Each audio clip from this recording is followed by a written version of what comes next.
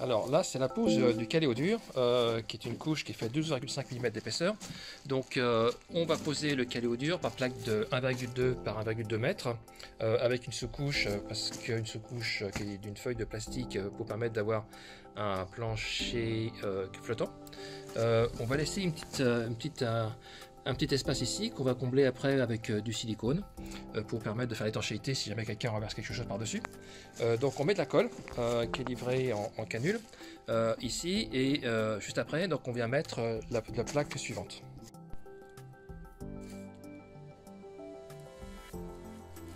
Alors là on va mettre la plaque suivante. Donc le plus dur bien sûr là-dessus c'est uniquement de faire l'éclairage. Je disais, je vais marcher sur la plaque d'à côté, comme ça elle ne va pas bouger. Et on pousse un petit peu jusqu'à temps qu'on voit la colle qui suinte.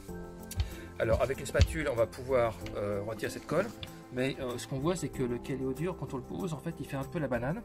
Donc on va tout de suite mettre des pattes en tôle qui vont permettre de tenir les plaques l'une à côté de l'autre pendant le moment où la colle va sécher, c'est-à-dire en 24 heures. Alors en attendant qu'on cherche la spatule, donc les petites pattes, c'est des petites pattes que vous connaissez très bien, mais surtout en fait on a les vis qui vont bien, qui évitent de traverser et d'aller percer le tuyau. Voilà, on va poser la plaque juste à côté aussi, et on va pousser de telle façon que la corde déborde un petit peu. C'est intéressant, c'est que aussi pour améliorer la tenue du produit et éviter les problèmes d'équerrage, c'est toujours intéressant de laisser de faire des rangées décalées les unes par rapport.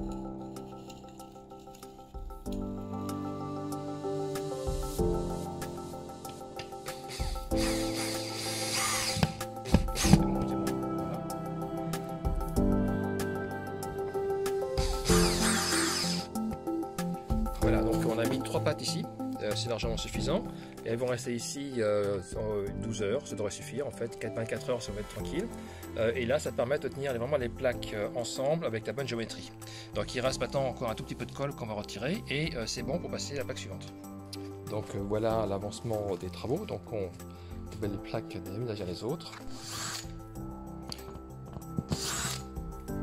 Voilà, 24 heures plus tard, donc à peine, là c'est plutôt 12 heures, on retire les petites pattes. Et le caléo dur est prêt à recevoir un parquet à coller, ou alors du lino ou du PVC.